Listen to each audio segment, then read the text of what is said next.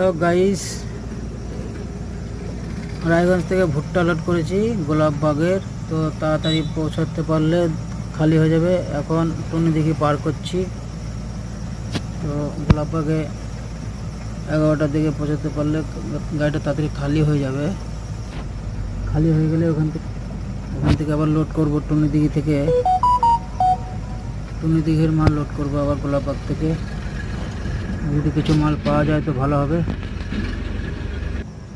আকাশের অবস্থা খারাপ, আকাশে মেঘ রয়েছে। তাড়াতাড়ি পৌঁছাতে হবে, তাড়াতাড়ি পৌঁছে ওখানে গাড়িটা খালি করে দিতে হবে। আকাশের অবস্থা খুবই খারাপ। গাড়িটা দুটোর মধ্যে খালি হয়ে গেলে আবার ধান লোড করব টুনিদিঘির। ধান হবে বলে কোনো কথা নেই, অন্য কোনো মালও হতে পারে। ট্রান্সপোর্টে ফোন করতে হবে, অন্য কোনো মালও হতে পারে। টুনিদিঘির কিংবা মালদা কিংবা বহরমপুরও হতে পারে। যে কোনো দিকে হলে মাল লোড করে নিতে হবে। আমার গাড়ি পেছনে দাঁড়িয়ে আছে, সারি সারি ট্র্যাক্টর দাঁড়িয়ে রয়েছে। লম্বা লম্বা কাটা হবে, ঠিক আছে। রায়গঞ্জ থেকে ভুট্টা নিয়ে এসেছি গোলাপবাগে। এখন অনেক লম্বা লাইন ট্র্যাক্টরের, দেখি কখন খালি হয়।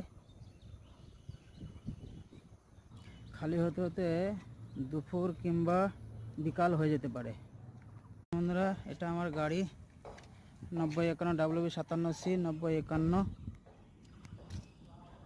ওই যে আমার পাইলট, মুখ দেখা রে পাইলট।